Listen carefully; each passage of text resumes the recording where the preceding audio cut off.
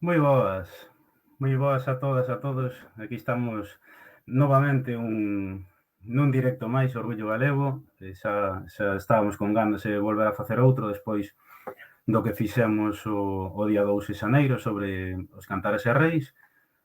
Nada, agora en 3 minutiños, son as 9:01, en 3 minutiños vamos a ter conectado a Manuel Rivas, un directo de altura, un referente, eu creo que das nosas letras, a literatura galega de finais do século XX e deste século XXI, ou polo menos un dos principais referentes e dos máis coñecidos a nivel internacional, non? Con quen hoxe vamos a poder conversar durante unha horiña sobre moitas cuestións.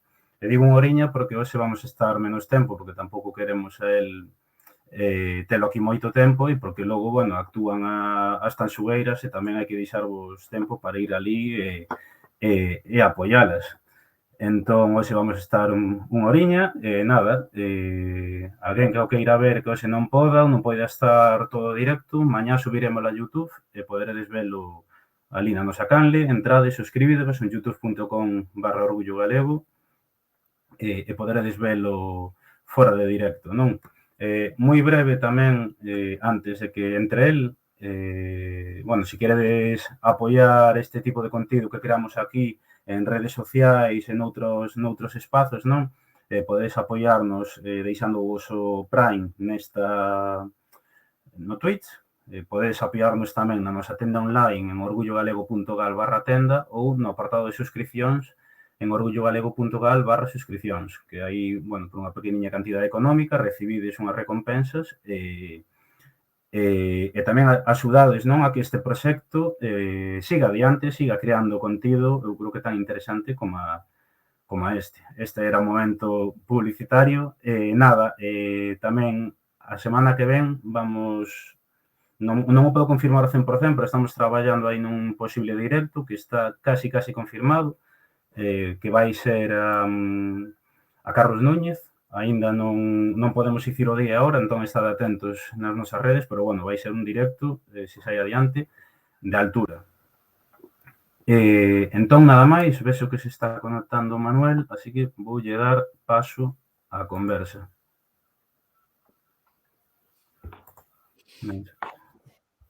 Hola, Hola, hola, que tal? non me dou tempo a peinarme. Bueno, aquí estamos como en casa. Moi Estamos ben, estaba que nada boa noutra. comentándolle sí, estaba comentandolle aquí a xente que, bueno, hoxe vamos estar unha horiña e logo bulimos para ver as Tanxugueiras. Moi ben, pareceme moi ben.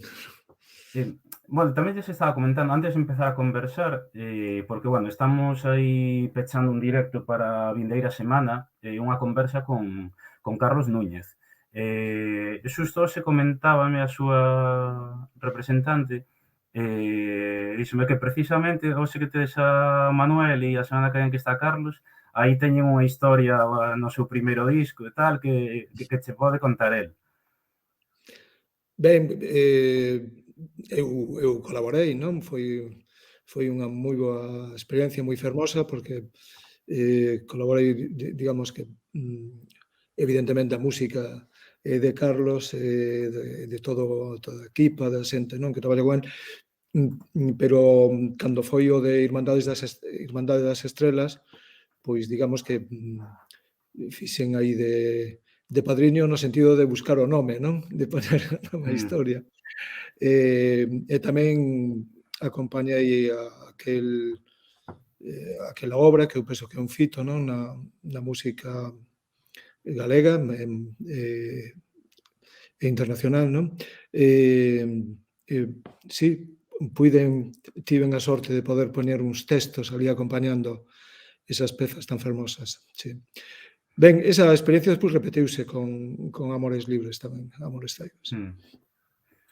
Que interesante. Eu a verdad que non o sabía, pero, bueno, sempre din que cada día aprendes unha cousa, pois hoxe foi a miña aprendizaxe. E seguro que de moita xente.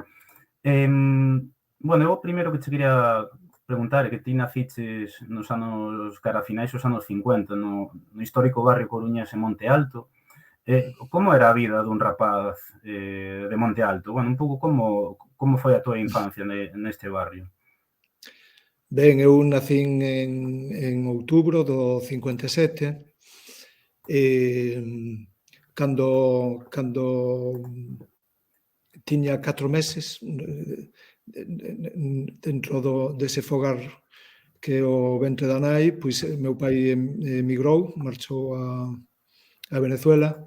El foi co propósito, dicía, de que cando tivera os aforros dabondo, digamos, era albanel, ademais de músico, pero digamos, o seu traballo, os recursos principais era como albanel, non? Porque, como dicía el, o de músico, era un músico de orquestra de verbenas, de salón de baile, tocaba o saxofón, pero dicía que só vivían como os gorrións, só se podía vivir no verán, non?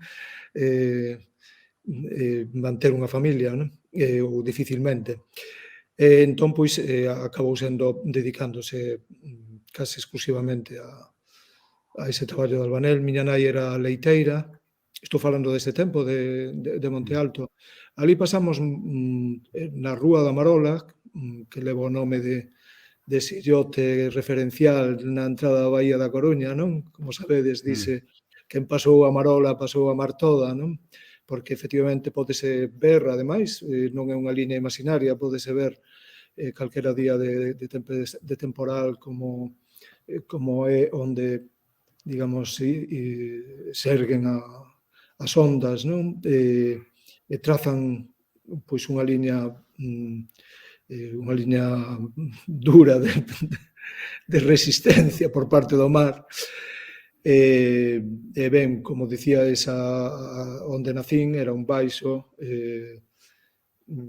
ali nesta rúa a rúa que leva o nome do illote, a Rúa da Marola, que estaba moi perto daquela, unha das lembranzas que teño é que digamos, o Triángulo dos Ogos era o que é o cemiterio Camposanto de Santo Amaro, que estaba mirando cara a torre, non? Cara ao faro, pois á dereita estaba o cemiterio, que, según decía algún dos nosos veciños, era o cemiterio máis san do mundo, polo, non sei por que, polo soleado, por estar na beira do mar, pero, bueno, tiña a súa ironía todo. E despois, á esquerda, nese triángulo que podemos trazar da infancia, á esquerda estaba o cárcere, a prisión provincial, que daquela era un, hoxe, como se sabe, está pechado, pero esa prisión era un cárcere con moita xente dentro, non? Moita xente presa. Moita dela por causas de ideas e de política, non? En fronte, facendo ese triángulo, pois tiñamos o faro, non? Que era, claro, o faro era, eu xa falei de meu pai marchando de migrante, era o faro dos adeuses, o faro do país do adeus, pero tamén, como sabemos, o faro é a primeira luz que se ve, non? Que orienta e non discrimina a ninguén na noite. E esa luz, tamén esa lampada, non? Esas lampos de luz, pois tamén entraban pola fiesta daquel baixo. É o recordo, a lembranza que teño, non? Mestúrase cos soños, mestúrase, claro, co despertar á vida, e vivimos ali, eu vivín pouco tempo, porque despois xa demos como unha especie de gran brinco por riba da cidade e fomos caer a outro lugar que eu penso que é moi especial, moi excepcional, que foi unha sorte, que é o Castro del Viña, non?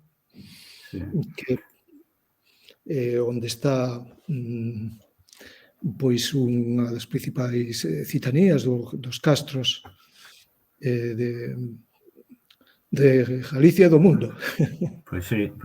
Xusto cando comentabas, tío, do cemiterio máis san, eu que son do sur, son de Pontevedra, viñame á mente esa zona, claro, a prisión, o campo da Rata, que son zonas moi cun drama enorme, non? Cargados de moito terror. Sí, claro, hai moita intensidade, digamos, en cada metro dese territorio, non? Do que é a Península da Torre. A cidade ten este xeito de barca de pedra que entra no Atlántico, e ali, na proa, pois está todo ese mundo que unha das inevitáveis referencias que foi un lugar do terror, non? Ademais do cárcere, pois estaba o campo da Rata, efectivamente, onde se asasinaba e se fusilaba a xente.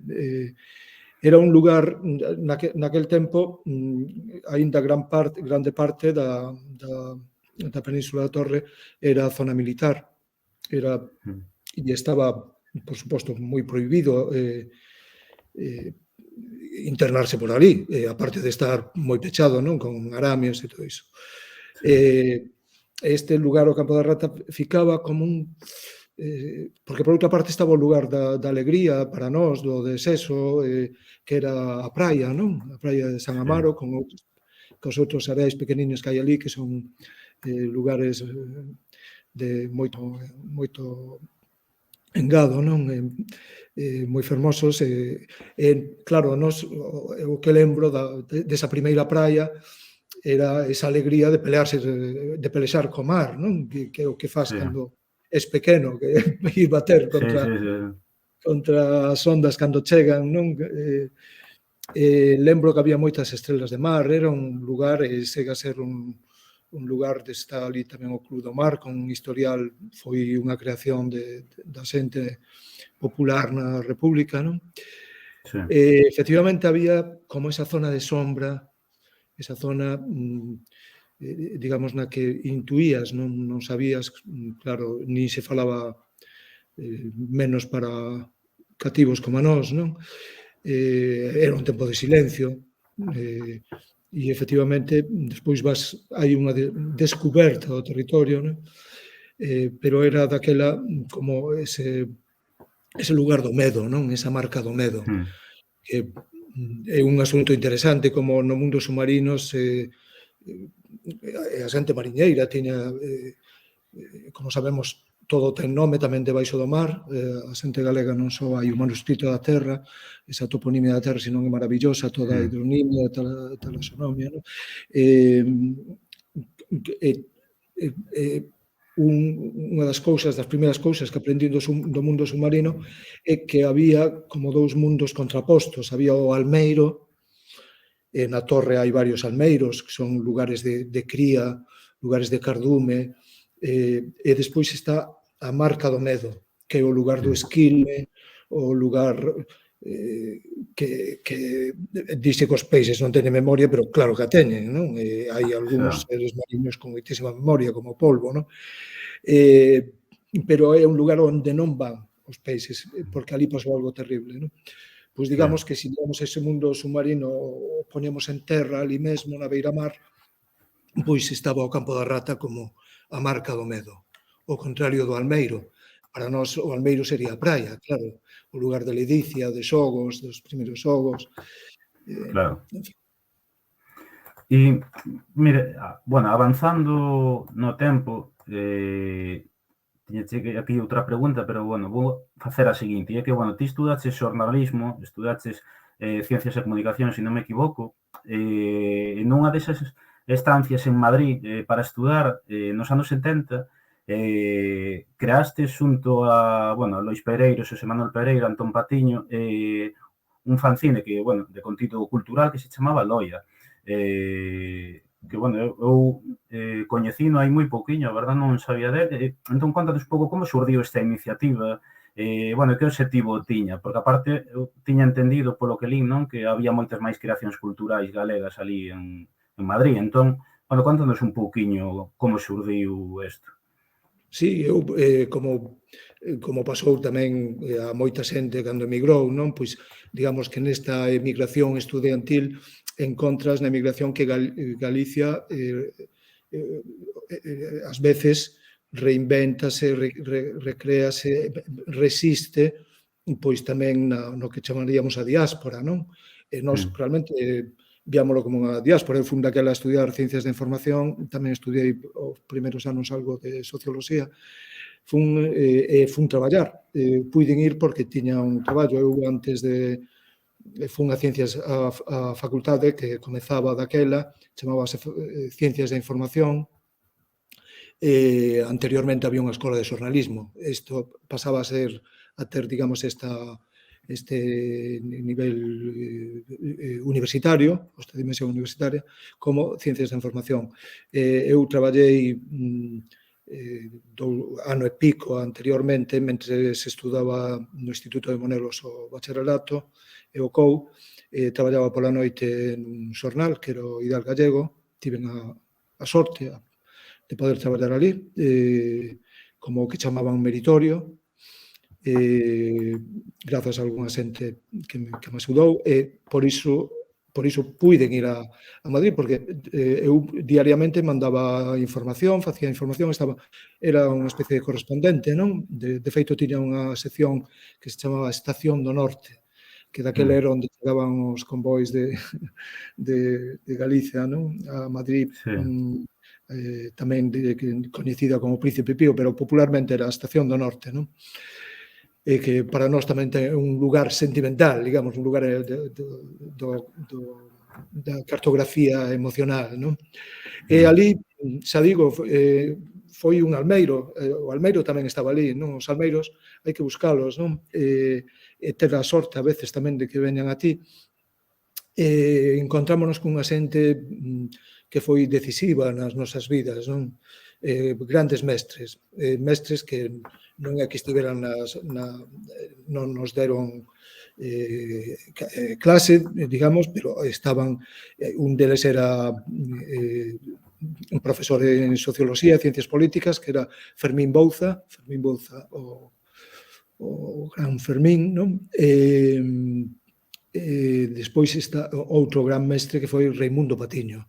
Raimundo Patiño, que traballaba, era un asalariado, un traballador da banca, é un grandísimo pintor, extraordinario, era unha vanguarda en si mesmo, os dous eran un vanguarda do pensamento, digamos, ainda que tamén tiña unha dimensión creativa, Fermín, e despois Raimundo, que ademais estaba moi en contacto co mundo do mundo alternativo, o mundo underground, o mundo da resistencia cultural, foi unha persoa que nos levou, digamos, descubriu por seguir utilizando a palabra almeiro, moitos almeiros clandestinos, escondidos, con el, con Antón Patiño, que é sobrino del, e outra xente, cos irmáns Pereiro, con Lois, primeiro con Xosé Manuel, e despois chegou Lois, pois fixemos, realmente para nós era un motivo, digamos, non? O facer loia, un motivo de encontro, obrigábanos a encontrarnos, que era o que máis queríamos, non? Compartir cousas, sempre estamos desexando. Foi unha crianza, digamos, loia, unha filla da Silveira, non? Porque facíamola con cicloestil ou utilizando as primeiras fotocopiadoras peso a peso, facíamolo cando podíamos, pero, xa digo, era ese lugar, a revista resultou sendo un lugar de encontro, non? Un lugar de encontro, para nós, un lugar de continua aprendizaxe e descuberta con esta xente extraordinaria e outros nomes que por suposto, hai que decir, pero vamos, como referencia, como primeiros, digamos, como primeiros contactos e mestres foron Raimundo e Fermín. Por exemplo, con Raimundo conhecimos o mundo do que era todo o mundo da ciencia ficción, da novela negra, do cómic, non? Era unha persoa que estaba na fura de diante continuamente. Sí, eu lembro ler a novela que dou lugar a Blade Runner antes de que se fixera Blade Runner, chegou da man de Raimundo Patiño, como outro día chegaban os expresionistas alemáns, sempre cada día viña con un agasallo que era unha descoberta, non? E, bueno, antes de pasar a seguinte pregunta, algo que a verdad que non tiña así no guión, pero sí que che quería preguntar é por Lois Pereiro, porque claro, unha persoa que faleceu moi nova, que ti, claro, coñeciches, pero as persoas que somos máis novas non podíamos coñecer o seu traballo en vida, digamos, como era Lois?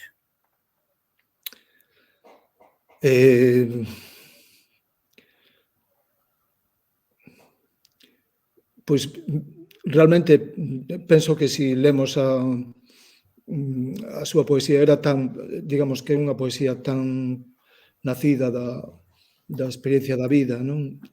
Por suposto, indo máis alá, non? Cara dentro e cara fora. Eu, a primeira vez que vin a Lois foi en Monforte, indo por convite de Xosé Manuel, do irmán maior, non? Que era o compañeiro nese primeiro ano de Ciencias da Información en Madrid, e xa dende o primeiro día que houve unha asamblea ali na que, ademais, a saída cargaron os grises, os antidisturbios do réxime fascista, non? Pero tivéramos previamente unha asamblea e coñecémonos ali, recoñecémonos polo acento galego, é dicir, falamos un pouco cada un de nós ali naquela asamblea, entón xa nos saudamos, a típica pregunta, onde és e tal, non? Ben, el convidoume ese ano en Semana Santa a ir ao Incio, que a bisbarra natal, non? O berce dos Pereiro. Para min foi, claro, non coñecía, eu case non saíra de Coruña, fora pouco máis que alrededor de Coruña, Santiago e despois a Madrid, pero eu non viaxara daquela viaxara moi pouco, coñecía moi pouco Galicia, non? E para min, xa digo, foi algo como descubrir a montaña máxica, non? O Incio, o Courel, os Ancares. Ben, pois, o primeiro día, cando cheguei ali a Monforte, pois no coche de liña, díxome, ou no tren, non sei como foi, díxome Xosé Manuel, imos ver ao meu irmán. Lois estaba, os pais tiñan un obradoiro de cristalería, non?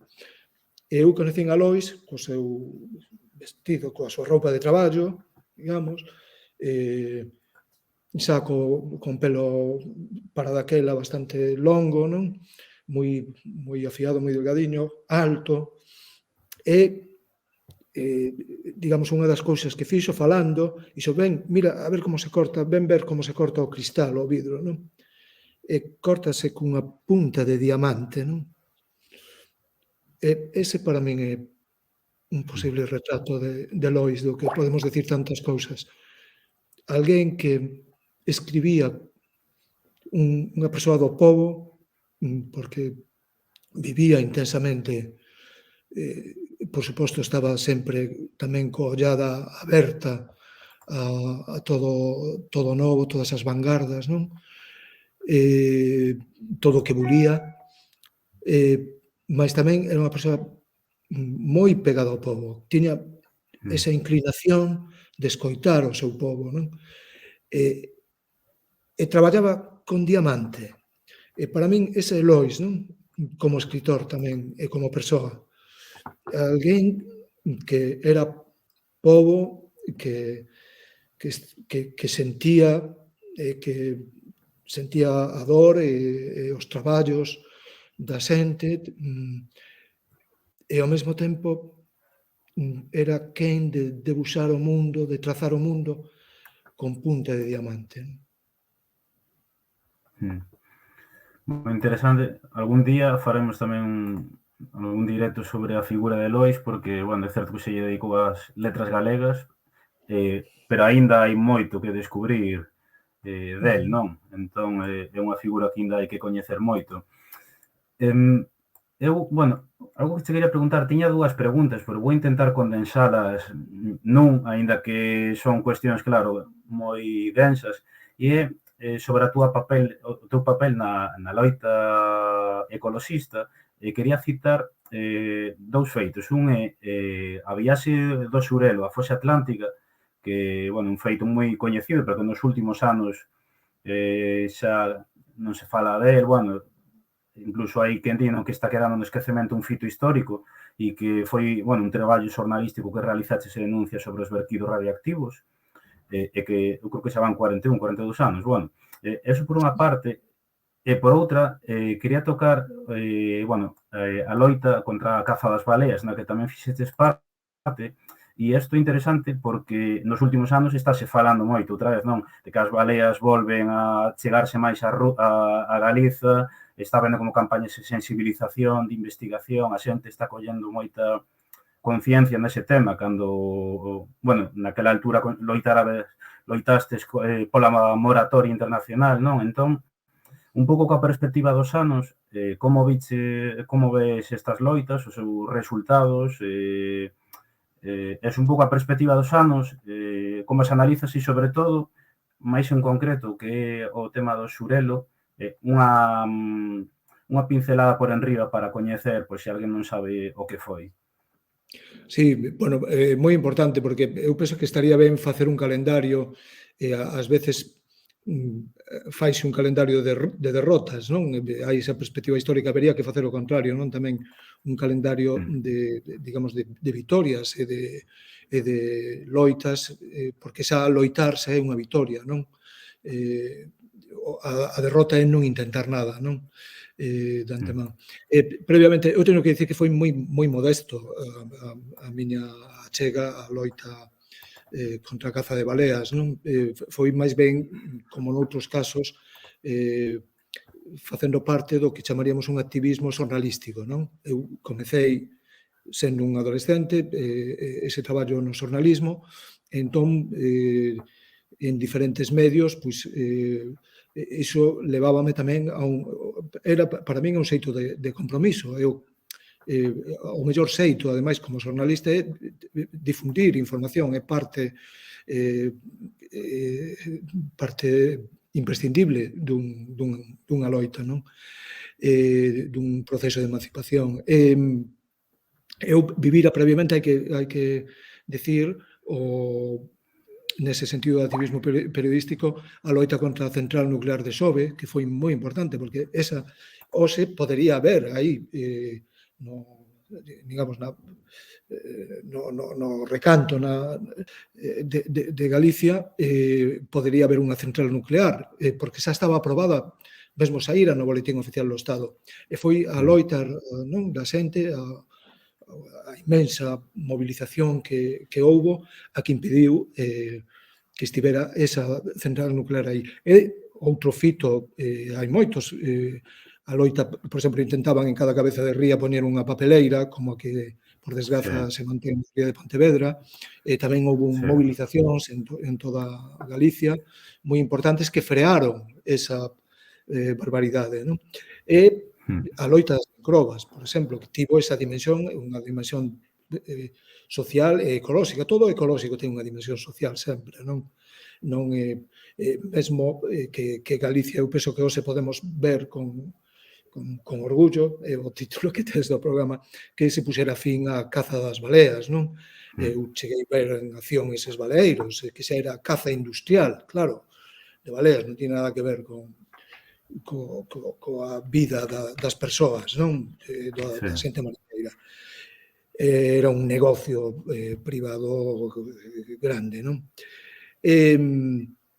Entón, o que sí foi importante, xa digo, eu vivín eso dentro do activismo xornalístico, facendo algunha colaboración, botando algunha man, ademais, pero permitiume tamén entrar en contacto coa xente de Greenpeace, daquela, que, como sabedes, estivo apresado en Ferrol o Rainbow Warrior, que ese buque ten unha historia abraiante, porque foi afundido un atentado de terrorismo de Estado en Nova Zelanda, cando ia a protestar contra as probas precisamente nucleares neste caso de Francia.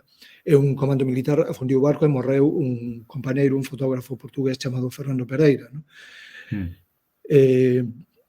Entón, ese contacto foi decisivo tamén a hora do que foi a expedición do Surelo, porque o barco que en principio tiña información, onde estaba unha información que fora top secret até daquela, e, por exemplo, tamén era coñecedor o Estado español e tamén ocultaba iso, dende o ano 64 estabanse botando o lixo nuclear, os vertidos radiactivos, estabanse botando no mar, que pensamos agora, non? Ponémonos diante do mar e pensar que en todo o mundo prácticamente había 80 cemiterios radiactivos e que se estaba a botar toda a merda nuclear radiactiva, non? En bidóns que, en fin, é algo que semellante irracionalidade, non? Como se pode dar coa complicidade de todos os grandes poderes, como se pode producir isto. Estaba pois, a unhas 280, 300 millas de Fisterra, era un dos principais cemiterios nucleares de Europa, o principal da zona occidental europea, e un dos mercantes cada ano, con coñecimento, por suposto, do Estado español, pois se estaba a producir isto, non? Entón, digamos que, claro, todo isto mantínese, funciona, o poder sempre se move mellor no segredo, non? Entón, facíanse estas cousas porque co descoñecemento absoluto non só no Estado español, sino nos outros países europeos, non? Por parte da xente, por parte da poboación. Ben, iba a vir os sirios, hai unha filtración, esa información chega cunha referencia de coordenadas, pero que era inmenso, non? O espazo onde podía estar a producirse este vertido, e ia vir o Sirius, outra nave de Greenpeace, pero averíase, e entón, por mor dese contacto que existía previamente, nos trasladan a información, toda a información e o apoio, ponse en marcha a expedición do Surelo, na que ten un papel relevante algunhas organizacións ecologistas, mas tamén o que era entón Esquerda Galega, non? E foi, pois, dende logo, como ese barquiño, e, bueno, o que foi máis importante, dende logo, o compromiso da xente do mar, porque arriscaba o seu medio de vida, non? Iba a facer unha expedición prohibida, e, ademais, con xente, había 4 tripulantes, pero despois con outra xente que non éramos mariñeiros, non tiñamos nin documentos, nin... Entón, hai unha persoa que é Ángel Vila, que ten ese barco Surelo, un palangreiro, un barco de madeira, que traballaba na Ribeira, non? E atrévese, di que sí, que el vai a xogarse a cabeza e o medio de vida para facer esa expedición, e saímos pois unha madrugada do porto de Ribeira, non? De Gaguiño. O que parecía imposible, que era sin medios tecnolóxicos daquela, non había GPS nin nada, non só co traballo de Ángel como un Marco Polo ali, sempre cas cartas mariñas facendo trazados ali,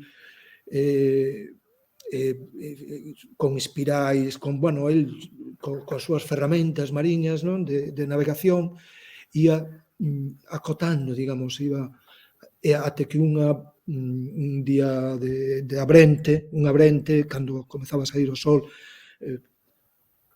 vense os puntiños de luz, que son os 2 mercantes dos Países Baixos que están ali a botar os bidóns con residuos radiactivos, non? E ben, aquel non me podo alongar tanto nas respostas porque non vos deixo un pouco menos de todo o tempo. O que quería dicir é que aquel feito, e daí a importancia das loitas do local universal, porque aquel feito que foi unha loita local finalmente, evidentemente coa comunicación e a información que nos transmite Greenpeace, pero ese feito dá lugar, desencadea un movimento e unha loita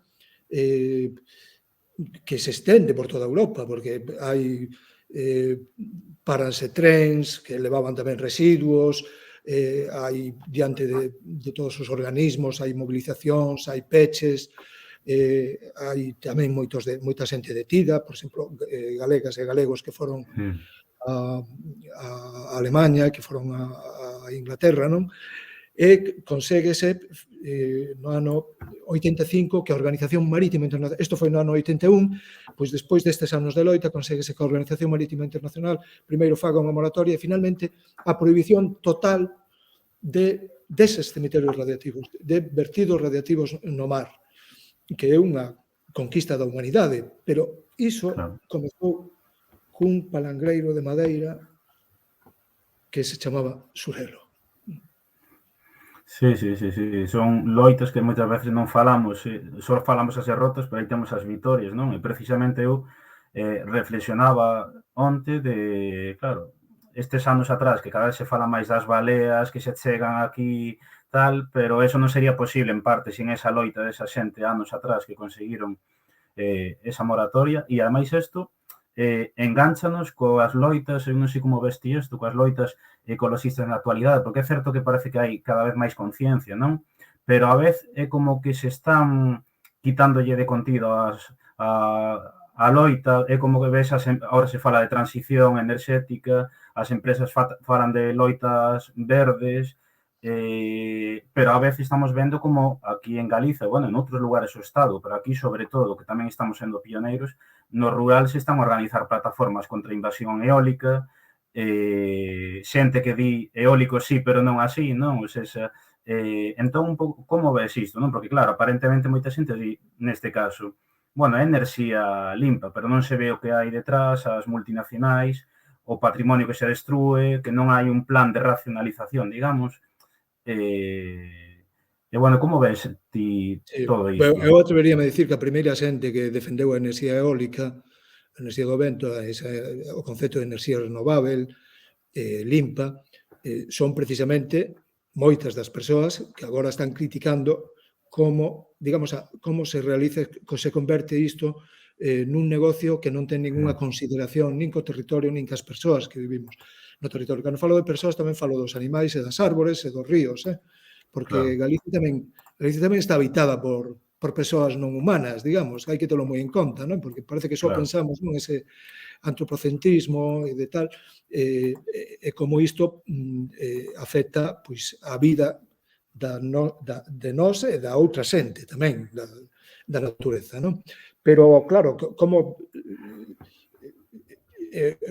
as primeiras persoas, digamos, que critican este xeito e que se mobilizan foron justamente persoas moitas delas que defenderon, foron pioneiras na defensa dun modelo de enerxía renovable, pero un modelo vinculado ao mm, territorio, un modelo, por exemplo, é inexplicable que se faga un parque eólico e que non se pense no desenvolvemento de como iso se pode aproveitar para o desenvolvemento da zona, que as tarifas mesmo ás veces o servizo que se presta eléctrico é moito peor, desastre, eu teño experimentado en lugares que vivín, e como sí, non, digamos, non hai ningún non revirte, non hai eso que falan tanto o concepto de economía circular e todas relocalización, non?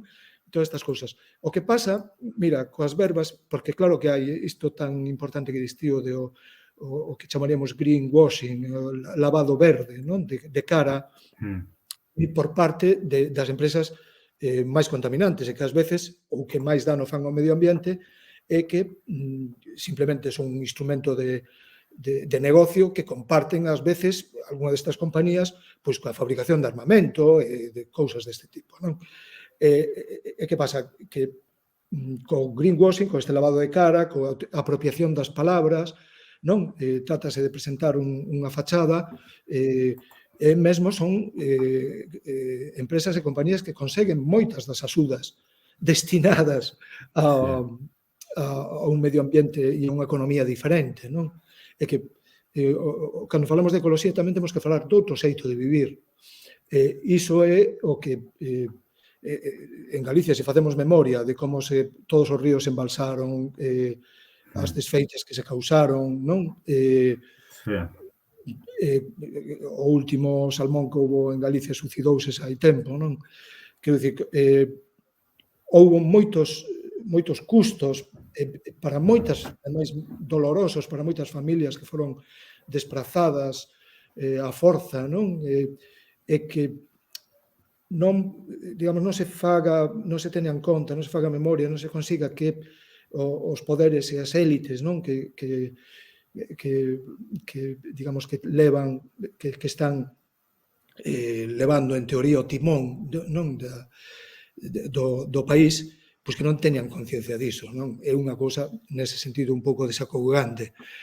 Por iso é tan, pero as conciencias tamén hai que despertalas. Hai moitas conciencias de vacacións, hai moita suspensión das conciencias e o xeito de despertalas, e antes falábamos disto, e, dende logo, coa loita, non? O que pasa é que vivimos un período claro, de emerxencia en canto ao o que está a pasar no mundo, non? De sobreexplotación, extralimitacións ecolóxica, e vivimos certamente, estamos, xa non é que esteamos, digamos, nas vésperas dunha situación límite, sino que xa estamos nesa situación, digamos, de máximo risco, non? Podíamos decir, de Mayday, non? Que é a chamada mm, alerta no mar. Eh, Ben, por iso é tan necesario, aínda que sexa unha soa voz ou nun dos nosos dos nosos montes ou mm, calquera calquera protesta que haxa, o non o mover o silencio é o máis importante, non? sí. Para Y, para cambiar as cousas, non? sí, e ademais, bueno, antes de cambiar de tema, estamos demostrando aquí que tamén sigue habendo un pobo vivo, non? Combatindo esa imaxe de que os galegos son sumisos, non? Que se están organizando nas vilas, nas aldeas, con plataformas, conseguiron paralizar moitísimos parques eólicos, que as empresas empecen a pensarse dúas veces, non? O propio goberno galego, que inda que sexa cosmético, teña que comezar a enfrentar o tema, incluso en concellos o PP, o propio PP se está opoñendo neses concellos a certos parques eólicos cando lles afecta a eles, e iso tamén é ao final porque hai unha movilización detrás, non? Eu creo que é o Sí, importante.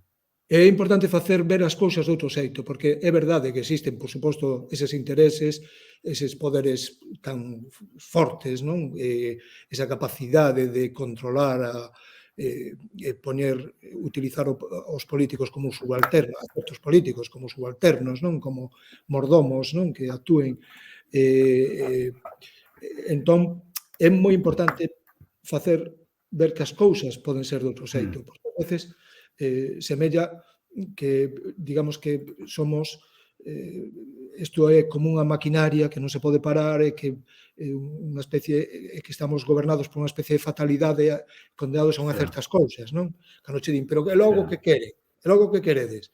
Claro, e iso mesmo o dirían no tempo do esclavismo, non? E iso mesmo o claro. dirían cando se destruían os ríos, non, con velenos e tal, é polo progreso, non? En progreso, iso agora cada vez hai máis conciencia, non? Evidentemente, o que pasa é que o traballo da conciencia, o movimento da conciencia, ás veces é laborioso, hai que falar, hai que debater, hai que pensar. En cambio, digamos que o que poderíamos chamar turbocapitalismo, que é unha suma de velocidade e de cobiza, iso vai a toda hostia dispensando, non? Sí, En cambio, o traballo de concienciación, o traballo da liberdade solidaria, non? Porque, sí, claro, hai esta apropiación das palabras. Entón, cando falan de, no, liberdade de empresa, iso é unha liberdade para uns poucos e a negación da liberdade para a maioría. En cambio, hai que porlle ese adxetivo de solidaria, liberdade solidaria, de axuda mutua, e temos que elixir, e iso é para todas e para todos, da clase que sexan, estean onde estean. Hoxe estamos nunha situación límite no mundo en que hai que elixir, como dicía Lutero King, non, entre caos e comunidade. Non hai, digamos, camiño intermedio. Ou imos cara ao caos ou evitamos iso pensando como comunidade, non? totalmente de acordo. Bueno, mudando de tema, vou intentar unificar as dúas seguintes preguntas, tamén nunha, e intentar que sexa máis que non sexa moi densa. E é que, bueno, ao longo da túa carreira profesional, ti escribiches, bueno, moitos libros, moitos son moi coñecidos, premiados, e mesmo algúns feitos guión para o cine, non? Eu quería preguntarche por unha parte se ti tes algún ao que llegardes un especial cariño, xa sexa pola personaxe, pola historia que hai detrás, non? Ligando isto, facerte outra pregunta e é que, bueno, algo que lle preguntamos tamén aquí nestas conversas a Ledicia Costas e a Suso de Toro, é que se sinte o ver que o teu traballo formou e segue a formar parte de moitas xeracións e xeracións de mozos e mozas, non? Moitos xa adultos, pais e familia, e outros, bueno, mozos agora. Entón, bueno, sería un pouco estas dúas cousas, non? Si tes algún que llegardes un cariño especial e, por outra parte, isto que se sinte. Para min, certamente, escribir é como respirar, non? Entón, xa sabes que cando respiras non estás pensando moito como funciona o aparello Claro. respiratorio, senón que respiras o mellor posible. E escribindo tamén é o mesmo, para min é iso, respirar, é como un andar ás veces vagabundo, ás veces máis acompañado, pero é un andar sempre campo a través, non é un andar excéntrico pola beira, polo cantil, non? Somos un país de cantil tamén. Entón, digamos que é difícil escoller, porque os libros están feitos mesmo hai persoaxes cos que podes, claro, podes simpatizar ou non, pero forman parte, mesmo danse procesos de personaxes que nacen como, digamos, no teu masín, na primeira idea, son persoaxes que lle tes certo noso, pero que están na historia, porque están aí. E chega un momento que tamén cambias, tes outro tipo de relación. Por suposto que a min a xente que, como na vida, nos libros, a xente que me resulta máis interesante, pois é a xente que chamaríamos xente corrente, xente anónima, non? Sí. A xente que despois realmente é maravillosa, ten detrás non é o mundo máis interesante nin máis rico, digamos, en proporción ao lugar que ocupas, o estatus social que o podes ocupar na sociedade. A literatura justamente o que nos permite é descubrir, digamos, o que chamaríamos o que fica fora, o que está Sí. menos visible, non? Son eses personaxes realmente os que eu teño un libro que se chama As voces baixas, pois que é a xente que ao final ademais é a xente faise a si mesmo en parte, pero o mellor seguramente é aquilo que é un agasallo dos demais, non? Que digamos a boa sombra, non? O as árbores as que te abrazas, non? Es no mellor de ti es unha construción, unha herdanza, é parte dunha memoria compartida, non? Digamos, ese acordo secreto entre xeracións que se vai transmitindo, non? Eu teño esa sensación. Entón, en resume que, por exemplo, pois, agora me ven á cabeza un personaxe, se tivera que responder como debería facer un xornalista que debe responder as preguntas con precisión, pois hai un último relato que publiquei que se chama A nena lectora e que me ven á cabeza pois esa nena que protagoniza ese relato, esa nena moza, que se chama Nonó. Ben, por exemplo, non? Sí. Que vai ser unha lectora das cigarreras da fábrica de tabacos de Coruña, non? E que ten unha familia moi especial. E ela tamén é moi especial. Falando, bueno, de libro en galego, ti como ves a situación do propio libro en galego, da literatura en galego respecto a cando ti comezaches a escribir? Porque, bueno, tes aí xa uns anos que che pode dar unha perspectiva, non? Sí, home, o que pasa que, dende logo, houve unha transformación e un medre espallamento moi considerable, non? Claro, o que digamos que naquel tempo vivías con ilusión cada cousa. Eu lembro o primeiro libro era o libro do Entroido, dunha editorial que xa non existe, que prácticamente saía adiante polo esforzo voluntario, o traballo voluntario e o esforzo que facía pois Andrés Salgueiro, que era digamos que puña os medios para que existira ese editorial, Edicións do Rueiro, e publicou libros moi interesantes, pero era, xa digo, era como o Surelo, era un barco de baixura, non? Pero, como sabemos tamén, as dornas ás veces móvense mellor nas tempestades que un barco moi grande, que un Titanic, non?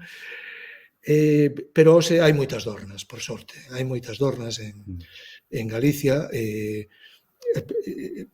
malia ademais a pouca consideración que dende os poderes se lle ten, non? Ao que chamaríamos a industria cultural ou o mundo da cultura, que é un dos recursos principais, se sabe no ben no mundo, non? Pois mira o que significou os Beatles para o Reino Unido, non? Comezaron sendo un grupo dun barrio en Liverpool, non?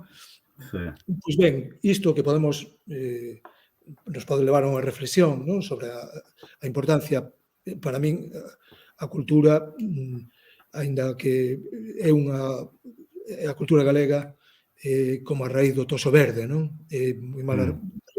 A mí resulta moi difícil ser pesimista, tanto nesta cuestión como na lingua, porque ten un ADN de resistencia e de reexistencia, porque hai resistir e hai tamén que reexistir.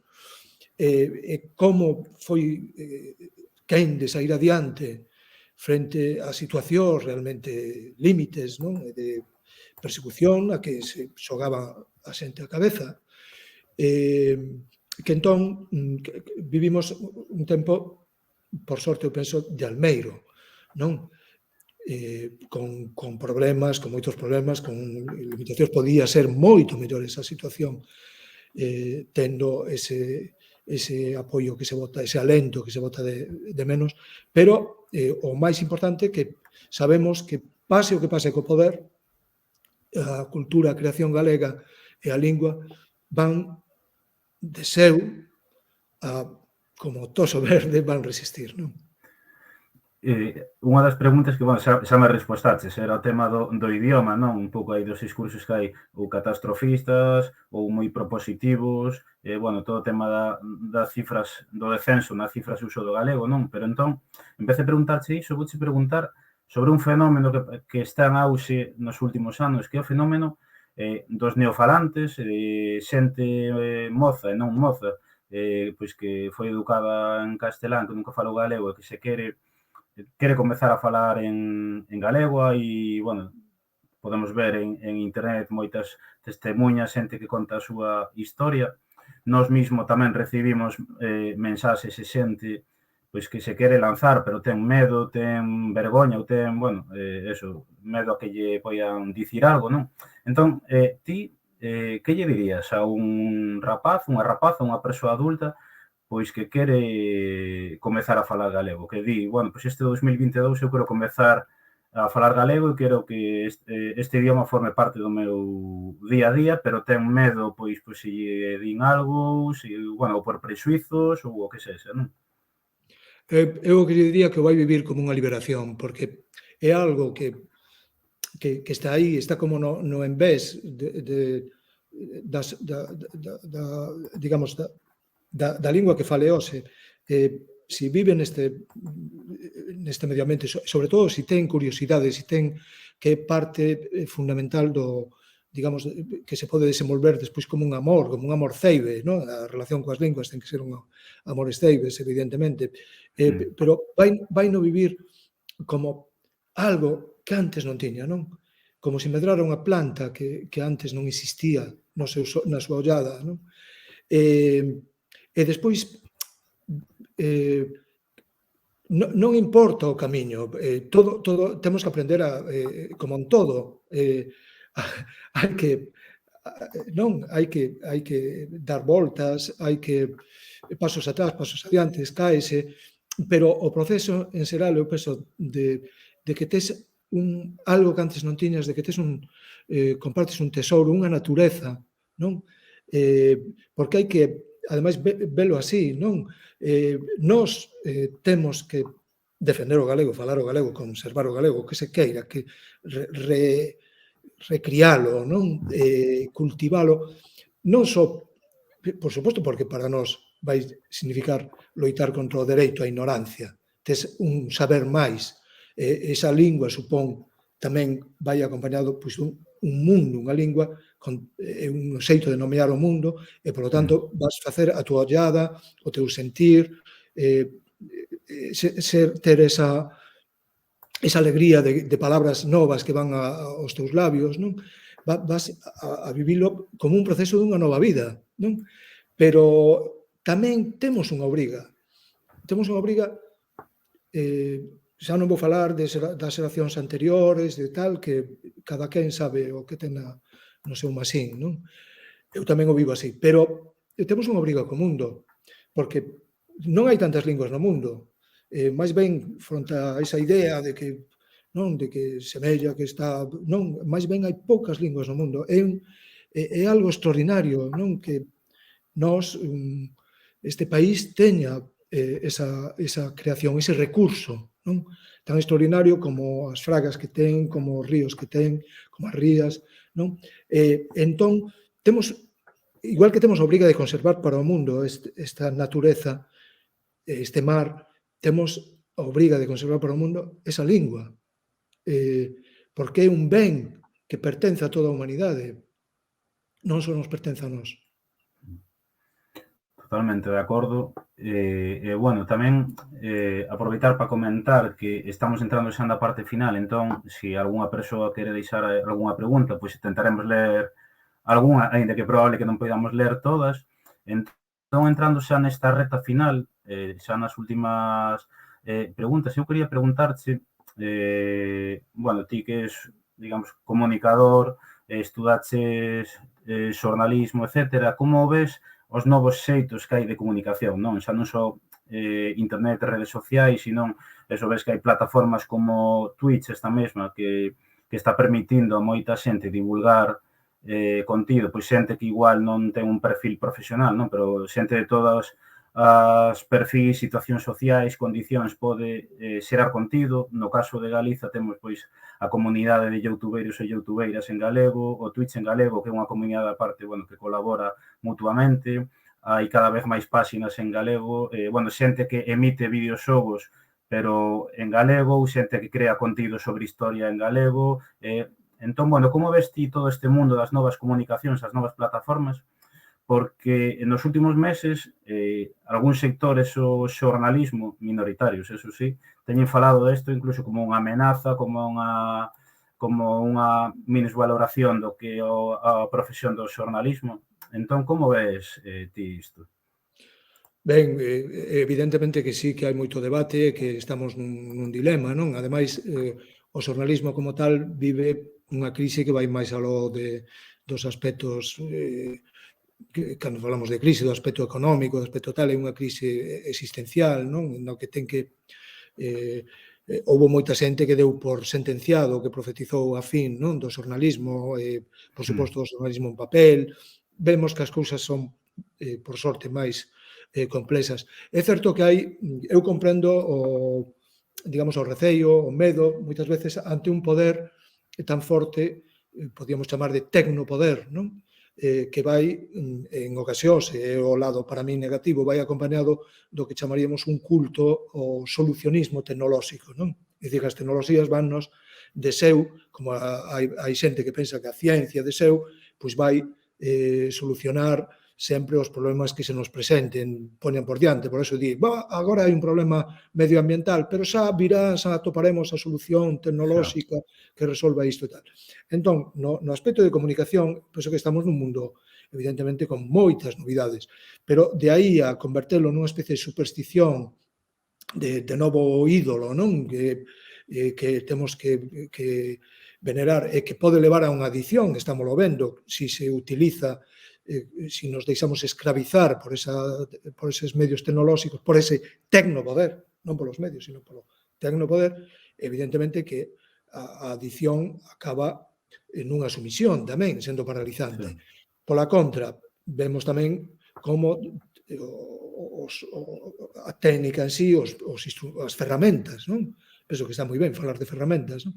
As ferramentas podense utilizar para a guerra e podense utilizar para construir un mundo moito mellor.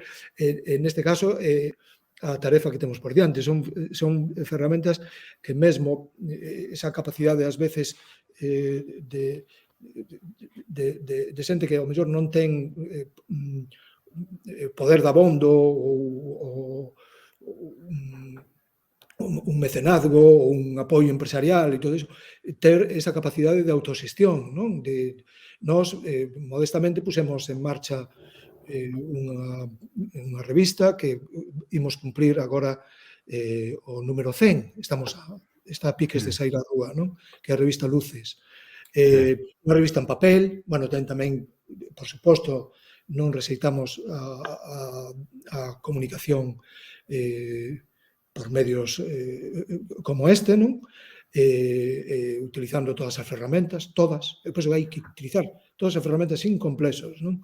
E utilizarlas, o que pasa é que hai que utilizalas para crear almeiros e non para crear marcas de medo, non? Claro. Totalmente de acordo. Mira, hai unha pregunta que nos fixan aquí, que como crees que afectará a explosión digital á literatura galega? Suporá unha expansión ou pola contra servirá para minimizala porque deixará de ser rentável invertir en lingua galega? Eu penso que non hai contradición, de feito, non sei, se pensamos todas as editoriais, non? Grandes e máis grandes ou pequenas, non hai grandes no sentido de monopolios, son máis ben hai por sorte moitas dornas e hai despois editoriais de tipo medio, hai outras que teñen vínculos con empresas máis poderosas, pero penso que esa, por exemplo, ese traballo colaborativo, non? Con moitos centros de ensino, ese traballo colaborativo tamén para crear novos medios e para que vemos como xorden editoriais pequenas en tamaño, en medios económicos, pero sen complexos e cunha calidade extraordinaria no que publican. Hai iniciativas que son un mérito extraordinario, pensemos unha, por poñer unha, non? Pero unha iniciativa a editorial Rinoceronte que está a publicar a literatura universal, Sí, tanto a clásica como a contemporánea, está a facelo en galego, non? Moitas máis, non? Todos as redes de lectura que hai. Penso que hai a suficiente digamos, sutileza para utilizar esa tecnoloxía dun xeito creativo e que, desde logo, eu non o vexo como un hándicap, como un problema para o desenvolvemento ao contrario, da literatura galega. Outra cousa é que pensar que vai ter máis poder o audiolibro ou sí, o libro digital que o outro libro, porque xa se ve que iso non pasa digamos, en economías moito máis potentes, non? En grandes países que agás quizáis Estados Unidos, pero o que era o libro digital que parecía que iba a matar o libro non? En papel, pois non é así, non é así porque mm, hai cousas que son tan modernas, que teñen 500 anos, non? claro, Así que, claro. Bueno, vouche ler as últimas preguntas xa, que aquí preguntan por que os toxos a hora de recitar? Morrerán os toxos? non, os tosos vemos que non. E ademais o toso que para algunha xente, digamos, da vila falaba do toso así dun xeito despectivo, non? De tal, vemos que precisamente o valor ecolóxico, non? Do toso falando en serio, non?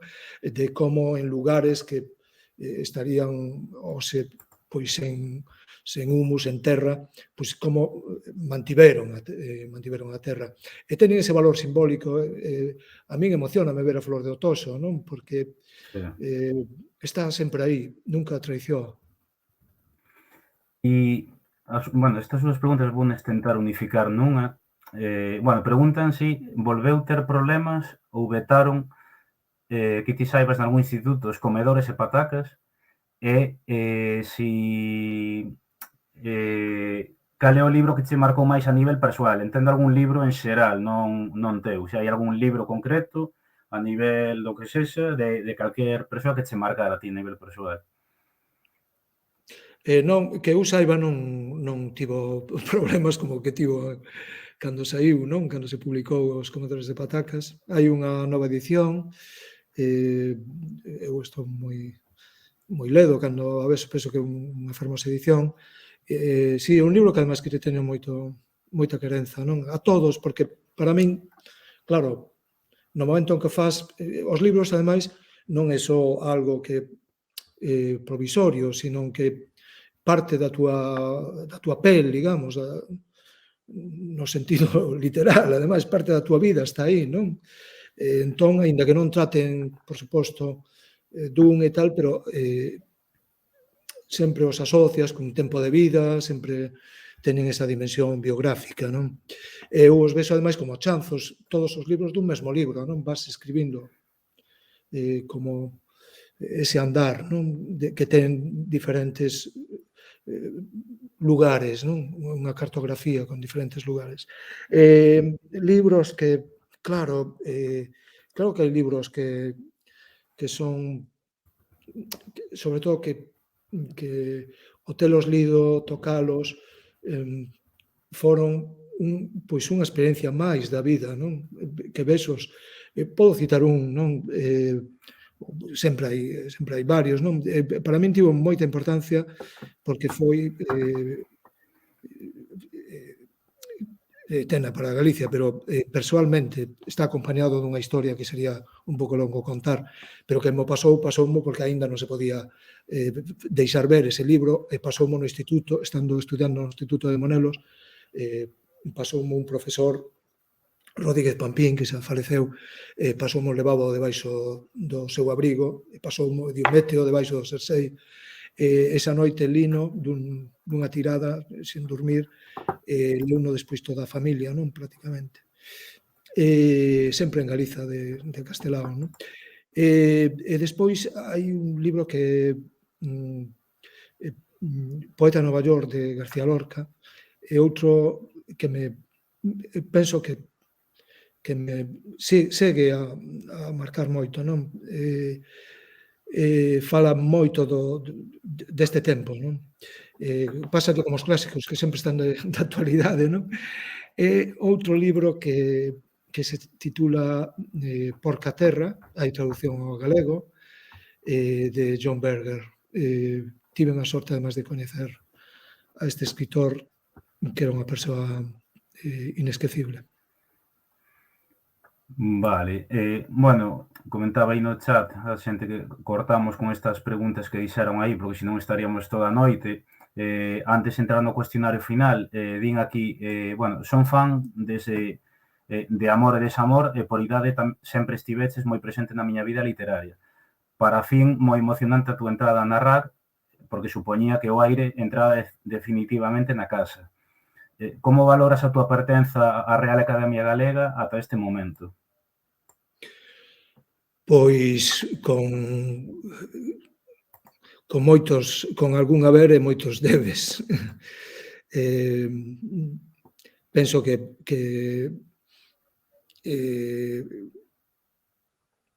estamos así nunha encrucillada e que realmente é parte miña tamén, unha responsabilidade, habería que facer moito máis do que se fai.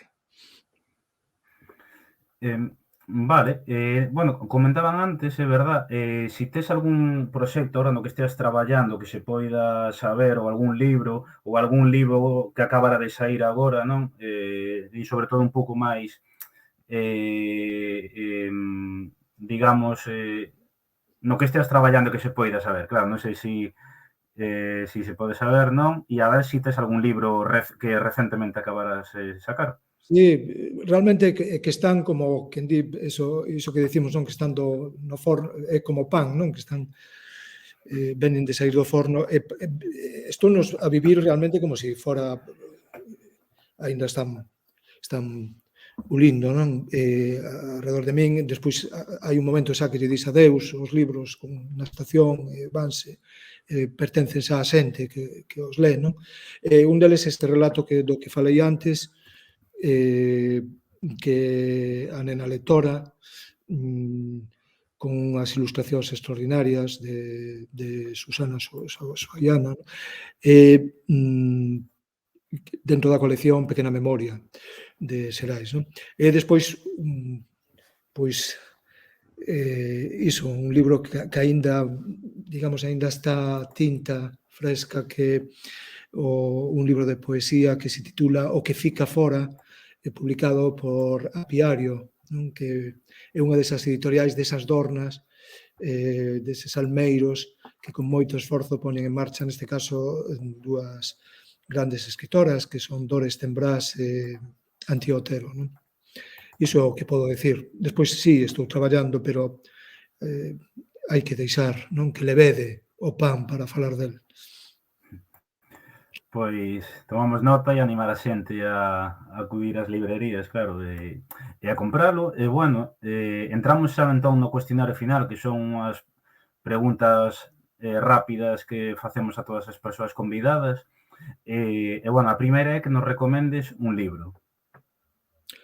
Un libro, pois mira, O Cervo eu veno de ler e gustoume moitísimo, penso que eh, que cando falábamos aí desa revolución, non, en permanente revolución de estar na fura de diante e ao mesmo tempo conectar con a tradición, que este libro de Diego Ameixeiras, non? Que é de serie noir, de serie negra, pero para min iso é o importante é que é moi bo literariamente, non? E dunha intensidade perturbador e ao mesmo tempo tamén é dos que fai soerguer, non? Levantar as palabras do chan. Iso por citar así, ser preciso, non? Porque, Mm. claro, despois de antes falamos de outros libros, de querenzas que un ten, pero eu recomendo moito este libro. Un filme ou un documental, o que ti queiras. Sí, eu vin hai pouco unha película que me parece tamén abraiante, dunha sutileza, unha forza extraordinaria que a directora Jane Campion, que coñecíamos polo piano, non? Unha película boísima tamén. Esa película titúlase O poder do can, está estreada en castelán como El poder del perro, non? O poder do can. Xa digo, é unha grandísima película, pero eu aproveito para decir que estamos a ter, non, dentro das revolucións así positivas, creativas que hai en Galicia, temos a do novo cinema, non? Tanto en filmes de creación como documentais, non? Lembro, por exemplo, agora un documental que me gustou moitísimo no seu tempo, que Esquece Monelos, sobre o río desaparecido da Coruña, que é algo impresionante, non? Que tiñamos un río e fixérono desaparecer, é unha cousa. É moi bo ese documental, pero ben, hai moi boa xente, as películas como Ons, como dende logo a versión que se fixo das Morga, non? Extraordinaria, Sí. películas como Pintalumes, O que arde, as obras de Lúa Vermella e Costa da Morte estamos nun momento moi que vai dar moito de sí, estou convencido, non? Nación, de Margarita Ledo, Sí. é un momento creativo moi bo. Un lugar para visitar? É que eu penso que por sorte estamos nun país en que despois de cada curva podemos levarnos unha sorpresa aínda, non? Malia toda os problemas que hai co territorio, non? E de desfeitas, pero eh, eh, é un mapa que terma moito de sí, non? O de Fontán. Pero tamén por ser concreto, pois, por exemplo, a praia do Trece, non? A min gústame moitísimo o Camiño dos Faros, non? Fixémolo en compaña ou por libre varias veces, tamén é descoberta permanente, non? Porque ademais muda a paisaxe, a natureza muda en cada intre, non? Por sorte temos un ceo que tamén está ten un director de fotografía ou unha directora de fotografía moi boa. E A praia do Trece entre coñezo. bueno, cerca de Cabo Vilano, non? Sí. Entre Arou e Cabo Vilano, sí. Moi bo lugar, sen dúbida. Un creador de contido en galego, creadora, xa pode ser escritora, artista, de internet, creador de contido en internet, o que sexa. Mira, a mí é unha persoa que eu realmente, cando falamos de faro, non, de referencia, para mí é como Walter Benjamin de galego, non? El é só unha especie de internacional situacionista que é Antón Patiño. Antón Patiño é pintor, artista plástico, fai moitas performances, pero ademais como pensador, como escritor, ten libros magníficos, libros de poesía, teoría do riso, libros de ensaio, pero dun ensaio creativo, non? Como o libro dos lugares, en moitos libros, non? El fixo uns libros maravillosos, precisamente un sobre Lois Pereiro, outro sobre Sí, Urbano Lugrís, imprescindibles, non? pois sí.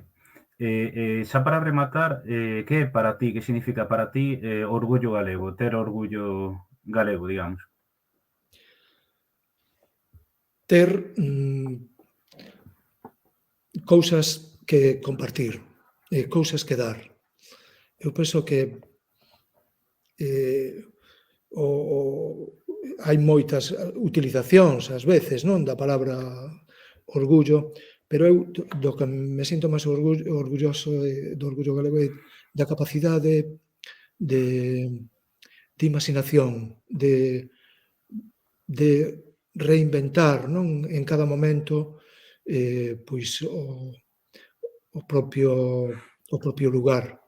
Eh, eu penso que do que me sinto, ademais hai moito heroísmo, non, en manter fronte á idea do manter unha cultura viva, non?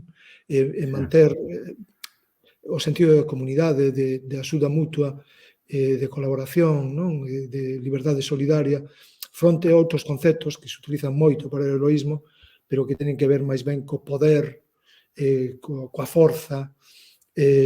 Eu síntome moi orgulloso dun país de antroido, dun país erótico e dun país festeiro.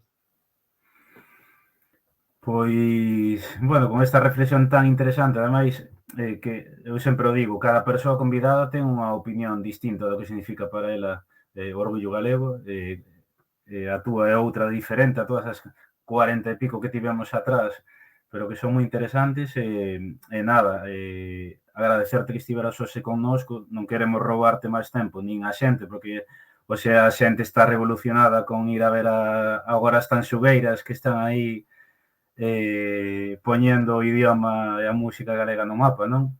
Aí Eh, é parte do almeiro, sí. Dar, que, é a idea do orgullo como dar, sí, agasallar o mundo con algo. que xusto comentaba un pouco máis arriba aí, eso, que lles dirías ti as tanxugueiras? Se nos estiveran vendo agora, que non o van a estar, pero que lles dirías ti polo que están facendo, o que teñen por diante? Eu diríalle que xa ganaron. Que xa no concepto realmente que falábamos antes de compartir, non? No mundo o máis importante non é competir, sino compartir. Elas fixerono, eu daríalle as grazas porque traballaron e traballan desde logo con moita emoción, con moita calidade artística, o seu mester, non? Musical, pero tamén traballaron con moita intelixencia para proxectar Mm. esta terra. Pois sí, pois sí. Nada, iso, agradecerte que adicaras o tempo hoxe a estar connosco, para nós é unha honra poder contar contigo e ter esta conversa tan interesante. Quedounos moitas cousas no tinteiro, pero que máis adiante nun futuro podemos facer incluso unha segunda parte, se a ti che parece ben, nun futuro volveremos falar, e nada, eso, darche as grazas por estar hoxe connosco. Pois adiante con orgullo galego e benvidos os días do futuro. Vale, grazas. Moitas grazas, Manuel. Graciñas. Chao. Chao. Bueno, nós vamos seguir 5 minutiños e deixamos isto xa para ir ver as tanxugueiras. Bueno, non sei que vos pareceu, esta conversa, creo que é moi interesante, pero a vez moi curta no sentido de que unha persoa coa que estaríamos falando horas e horas, non? E que nos quedou moitísimas preguntas por facerlle, de feito non nos metimos nada nas súas obras porque ten tantas e tan importantes que sería imposible tocalas todas nunha hora e cuarto. E nada, agora nos vamos rapidamente a ver as Tanxugueiras que actúan bueno, empeza o programa en 20 minutos. Comentarvos rapidamente que estamos pendentes de pechar o seguinte directo. Xusto din aí, cando será a próxima conversa? Pois mira, vai ser a semana que ven, se todo vai ben. Estamos pendentes de pechar o día e a hora, bueno, a hora en principio vai ser as 9, pero temos pendente pechar o día. E vai ser con Carlos Núñez, que é outra persoa de altura que vamos ter aquí, que tamén, bueno, conseguimos o seu contacto grazas ao noso amigo Rafa Quintía, que tamén lle queremos agradecer pois que nos facilitara, que nos fixese de mediador cunha persoa tan importante tamén para a nosa música como é Carlos, porque as Tanxugueiras están facendo historia agora, pero atrás houve xente como el, non? Que levaron a música galega polo mundo adiante. Entón, bueno, vai ser a seguinte semana, se todo vai ben, se non, se ao final houvese algún imprevisto, pois quedaría para dentro de 2. En todo caso, estad atentos ás nosas redes sociais, porque ali anunciaremos todo con tempo. Tamén este directo vai quedar subido mañá na nosa canle de YouTube, para que toda a xente pois, que non o pudo ver enteiro ou que non puido estar no directo poida velo. Aí hoxe tratáronse cuestións moi interesantes. Vin aí por medio das Tanxugueiras coñecín moito sobre a Galiza. Pois sí, están poñendo a Galiza no mapa, sen dúbida. Eu o pensaba outro día, dixen, sería interesante traelas despois esta experiencia do Benidorm Fest, traelas a Orgullo Galego outra vez, porque estiveron hai uns meses aquí conversando connosco. Tedes a conversa na nosa canle de YouTube, ou en YouTube se poñedes Orgullo Galego Tanxugueiras, hai a conversa que tivemos Anxo e eu con elas, moi interesante, casi 2 horas falando de 50.000 temas, pero bueno, sería interesante volver a traelas aquí e volver a falar agora de toda esta revolución que tiveron, non? Bueno, nada máis, antes de despedirnos, comentaros eso rapidamente, se nos queredes apoiar con todo o contido que creamos aquí en redes sociais, tedes en orgullogalego.gal, por unha parte, moitos artigos que podedes ler, tedes tamén un apartado de suscripcións no que podedes axudarnos a seguir mantendo o proxecto e tamén levades unhas pequenas recompensas, e tamén a nosa tenda online na que temos envíos e balde, aínda, a partir de 25 euros temos envíos e balde no Estado español, e creo que a partir de 60 ou 80, non me lembro, envíos e balde no resto do mundo. E nada máis, eso, estad atentos ás redes, anunciaremos nos vindeiros días a conversa con Carlos Núñez, e agora nos vamos ver as Tanxugueiras, pero vamos ver se hai alguén conectado para facerlle unha raíz. Vou ver aquí.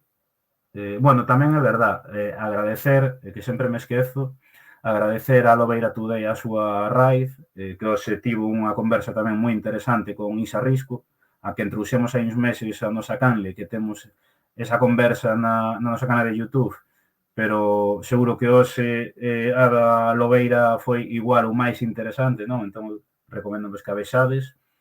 Agradecer tamén os Primes, que creo que foron Anxo e o Monstro da Empanada. Agradecer tamén a toda a xente que nos seguiu para esta conversa, que entre o directo e os días previos foron máis de 30 persoas que nos empezaron a seguir, non? Entón, vamos ver, están conectados Miguel Fieiro e Coego. Entón, se vos parece, vamos irnos a canle de Coego, que ten aí 2 persoas conectadas. Tamén, eu non o vexo por aquí, a ver. Un momento.